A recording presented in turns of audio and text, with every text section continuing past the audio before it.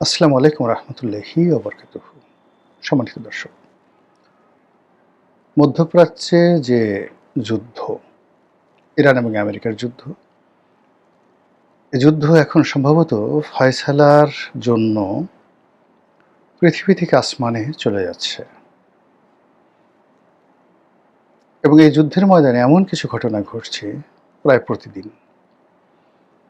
এবং গত প্রায় ১ মাস ধরে এমন কোনো ঘটনা আপনি যদি দেখেন, একটার সঙ্গে অন্যটা মিলাতে পারবেন না।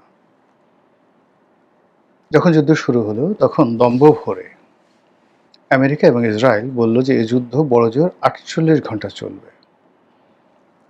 আন্দোলনের লড়াই সংগ্রামের যে মাঠ আর যুদ্ধের মাঠ এক নয়। পৃথিবীর যত সব ডিসাইসিভ ব্যাটেল, এই সকল ডিসাইসিভ ব্যাটেলগুলো ১ দিন, ২ দিন, ৩ দিনের মধ্যেই কিন্তু নিষ্পত্তি হয়ে যায়। কিন্তু যে যুদ্ধ প্রলম্বিত হয়, দীর্ঘমেয়াদে হয়, সে যুদ্ধে সবসময় আক্রমণকারী পরাজিত হয় এবং যারা আত্মরক্ষা করে তারা বিজয়ী হয়। আবার আমি বলছি, সিদ্ধান্ত গ্রহণমূলক যে সকল যুদ্ধ, যেগুলোকে বলা হয় ডিসাইসিভ ব্যাটেল, এগুলো ১ দিন, ২ দিন, ৩ দিন এর মধ্যেই নিষ্পত্তি হয়ে যায়, জয় পরাজয়। কিন্তু যে যুদ্ধ প্রলম্বিত হয় ১ মাস, ২ মাস, ৩ মাস, ৪ মাস, ৫ মাস, ৬ মাস, ১ বছর, ১০ বছর, এই সকল ক্ষেত্রে আক্রমণকারীরা পরাজিত হয় আর আত্মরক্ষা যারা করে তারা সবসময় বিজয়ী হয়। ইরান এবং আমেরিকার যে যুদ্ধ ঠিক এই পর্যায়ে এখন পৌঁছে গেছে। ইরানের যে আত্মরক্ষার বা বেঁচে থাকার আকুতি, টিকে থাকার যে প্রাণান্ত চেষ্টা, তার সঙ্গে ওই ভূখণ্ডের যত প্রাণী আছে, মানুষ এবং অন্যান্য প্রাণী, তারা প্রকৃতিগতভাবে একজন আরেকজনের সঙ্গে কাঁধে কাঁধ মিলিয়ে আমেরিকার বিরুদ্ধে লড়ছে আর আমেরিকা ইসরায়েলের বিরুদ্ধে দীর্ঘশ্বাস ছাড়ছে। চোখের সামনে সবকিছু জ্বলে পুড়ে ছারখার হয়ে যাচ্ছে। হাজার হাজার নয়, লাখ লাখ ভবন ধ্বংস হয়ে যাচ্ছে। হাজার হাজার মানুষের রক্তের হোলি খেলা শুরু করেছে আমেরিকা এবং ইসরায়েল। কিন্তু ইরান অবদমিত হয়নি। তাদের বড় বড় যারা শীর্ষ নেতৃবৃন্দ রয়েছেন একের পর এক হত্যাকাণ্ডের শিকার হচ্ছেন, কিন্তু এ জাতিকে দমানো যায়নি। কোত্থেকে শাহেদ ড্রোন আসছে, কোত্থেকে মিসাইল আসছে, কোত্থেকে সুপারসনিক মিসাইল আসছে, স্বল্প পাল্লার মিসাইল আসছে, মাঝারি পাল্লার মিসাইল আসছে এবং এখন এমন সব মিসাইলের আশঙ্কা করা হচ্ছে যা কিনা ইরান থেকে সরাসরি আমেরিকাতে আঘাত হানতে পারে। এরকম ১০,০০০ কিলোমিটার পথ পাড়ি দিতে পারে এরকম মিসাইল ইরানের হাতে আছে। এই আতঙ্ক আমেরিকার মধ্যে ছড়িয়ে পড়েছে। শুধু কি তাই, অনেকে বলাবলি করছে যে ইরান পারমাণবিক অস্ত্র পেয়ে গেছে, তার হাতে পারমাণবিক বোমা আছে এবং ইতিমধ্যে তারা এই বোমা বিস্ফোরণ ঘটিয়ে ফেলেছে, মানে পরীক্ষামূলক বিস্ফোরণ ঘটিয়ে ফেলেছে। সত্য মিথ্যা আমরা জানি না। অন্যদিকে যেটা হচ্ছে, ডোনাল্ড ট্রাম্প মূলত ইরানের রেজিম পরিবর্তন করার জন্য তিনি এই যুদ্ধ চালাচ্ছিলেন। উদ্দেশ্য দুটো। ইরানের যে রেজিম, তাদের সঙ্গে আমেরিকা এবং ইসরায়েল কোনো অবস্থাতে পেরিয়ে আসছিল গত ৪০টি বছর ধরে। কূটনীতিতে, অর্থনীতিতে, সামরিক প্রজ্ঞায় এবং মধ্যপ্রাচ্যে আধিপত্য বিস্তারের ক্ষেত্রে ইরান যে কৌশলতা অবলম্বন করে চলছিল, তার সঙ্গে এই দুটো রাষ্ট্র, সাম্রাজ্যবাদী দুটো রাষ্ট্র পারছিল না। কাজেই তাদের যত রাগ ইসলামী বিপ্লবিক বাহিনী, তারপর বিপ্লবিক সরকার, এদের ধর্মীয় নেতা এবং পুরো ইরানের যে সিস্টেমটা কাজ করছে তার উপর তাদের ক্রোধ ছিল অনেক অনেক বেশি। কাজে এই রেজিম চেঞ্জ করো আর তাবেদার কাউকে, রেজা শাহ পাহলভীর মতো কাউকে বসাও। আর ইরানের যে সকল মূল্যবান খনিজ সম্পদ রয়েছে, তেল, গ্যাস, স্বর্ণ, রৌপ্য, তাম্র, কয়লা, আর কত কি, এমন কোনো মূল্যবান ধাতব পদার্থ পৃথিবীতে নেই যেটি ইরানে না আছে। সব কিছু ইরানে আছে, অতএব ইরানকে দখল করো। তো এই কাজ করার জন্য তারা যে শক্তিমত্তা, যে দম্ভ, যে প্ল্যান, পরিকল্পনা নিয়ে তারা এগুচ্ছিল, এই পরিকল্পনার বিরুদ্ধে নিঃসন্দেহে আল্লাহ অতি উত্তম পরিকল্পনাকারী এবং অতি উত্তম প্রতিশোধ গ্রহণকারী। তিনি মজলুমের বুকে যে ক্রোধ জাগায়, তিনি মজলুমকে যেভাবে জাহিলের বিরুদ্ধে দাঁড় করিয়ে দেন, এতে করে পৃথিবীর যে রাজনীতি এবং যুদ্ধের যে কোর্স অফ অ্যাকশন, এটা পরিবর্তন হয়ে যায়, যেটা আমরা এ যুগের মানুষ অতীতে শুনেছি, অতীতকালের বহু ঘটনা পড়েছি, আর এই যুগে আমরা সেটা দেখলাম। অবিশ্বাস্য ইরানের পারঙ্গমতা, ইরানের সফলতা এবং টিকে থাকার যে লড়াই, এবং প্রতিপক্ষকে যেভাবে নাস্তা নাবুদ করে সারা বিশ্বকে তাক লাগিয়ে দিয়েছে, সেটি আমাদেরকে যার পরনাই আশ্চর্য করে তুলেছে। যে আমেরিকা রেজিম চেঞ্জের জন্যে এই যুদ্ধ বাঁধিয়ে দিয়েছে, এখন ডোনাল্ড ট্রাম্পকে টেনে হিসড়ে নামানোর জন্যে আমেরিকার প্রতিটি শহরে, বড় বড় শহরগুলোতে লক্ষ লক্ষ মানুষ রাজপথে নেমে এসেছে। এবং যারা এই কিছুদিন আগে ট্রাম্পের জন্য পাগল ছিল, সেই শ্বেতাঙ্গ মানুষ যারা আমেরিকা ফার্স্ট, তারাই এখন ডোনাল্ড ট্রাম্পকে ক্ষমতা থেকে টেনে হিসড়ে নামানোর জন্য রাস্তায় নেমেছে। এবং কোনো মার্কিন প্রেসিডেন্টকে তার মেয়াদকালে ক্ষমতা থেকে সরানোর জন্য যে দাবি তৃতীয় বিশ্বে হয়, এরকম দাবি আমেরিকাতে সচরাচর হয় না, কিন্তু ট্রাম্পের ক্ষেত্রে হয়। আমেরিকাতে বড় জোর আইনগত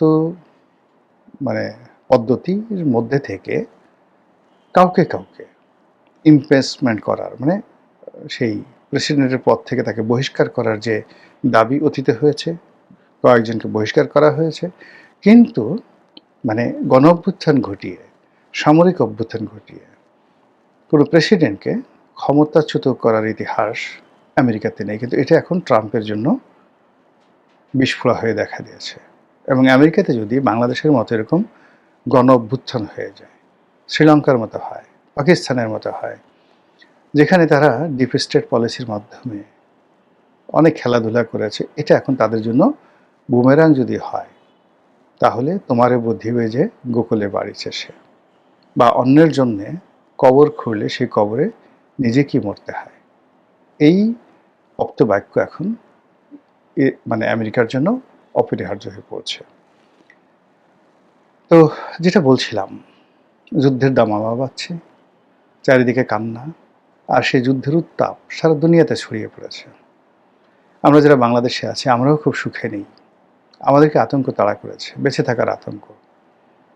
তেল, গ্যাস, কর্মসংস্থান, অর্থবিত্ত, শিল্প, বাণিজ্য সব কিছু তছনছ হওয়ার আশঙ্কা দেখা দিয়েছে। তারপরেও এই যুদ্ধের মধ্যে যখন আমরা দেখি প্রকৃতির আইন কাজ করছে, আল্লাহর আইন কাজ করছে, তখন কিছুটা হলেও স্বস্তি পাই। আজকের খবর হলো ইসরায়েল তছনছ হয়ে যাচ্ছে। তাদের আকাশ প্রতিরক্ষা ব্যুহ, যেটাকে বলা হয়, আয়রন ডোম দিয়ে তারা যেভাবে তাদের ভূখণ্ডটিকে বহিঃশত্রুর আক্রমণ থেকে আকাশপথে, বহিঃশত্রুর আক্রমণ থেকে আকাশপথকে নিরাপদ রাখার জন্য তারা যে সকল ইন্টারসেপ্টর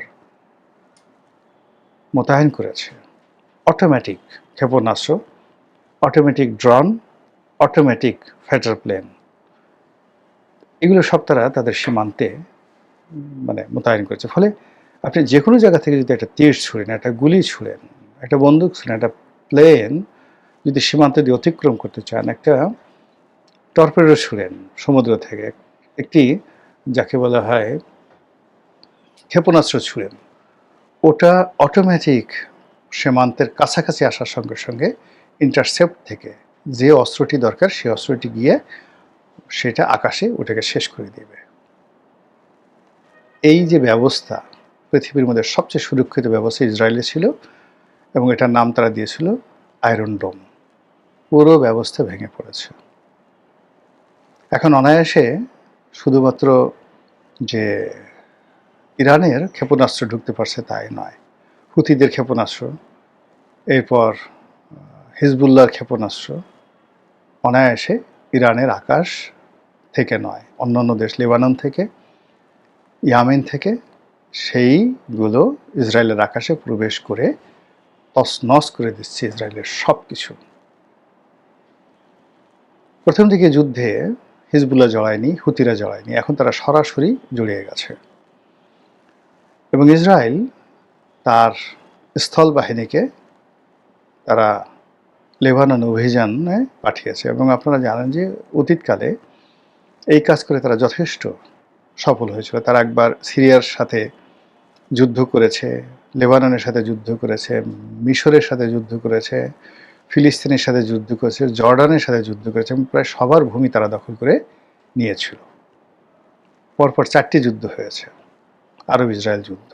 কিন্তু এবার মনে হচ্ছে যে ইসরায়েলের বাহিনী যে ঢুকলো তারা আর বোধ হয় লেবানন থেকে ফিরে আসতে পারবে না।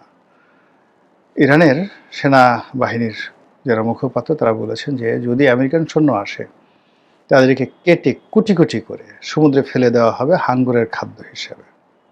বোঝার চেষ্টা করুন যে হিম্মত তাদের কোন পর্যায়ে পৌঁছে গিয়েছে।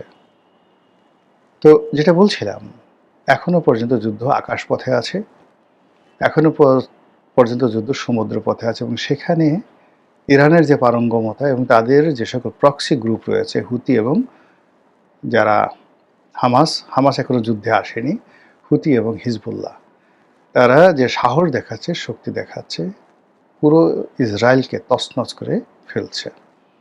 একদিকে ইরান থেকে আসছে, অন্যদিকে হিজবুল্লাহদের যে বিভিন্ন যে ঘাঁটি আছে, বিশেষ করে লেবাননে যে সকল ঘাঁটি আছে সেখান থেকে যেভাবে উপর্যুপরি আক্রমণ হচ্ছে, আবার অন্যদিকে ইয়ামেন থেকে যেভাবে হুতির আক্রমণ চালাচ্ছে, এই ত্রিমাত্রিক আক্রমণে ইসরায়েল তছনছ হয়ে যাচ্ছে এবং তাদের যতটুকু সামরিক শক্তি আছে সেইগুলো দ্রুত নিঃশেষ হয়ে যাচ্ছে।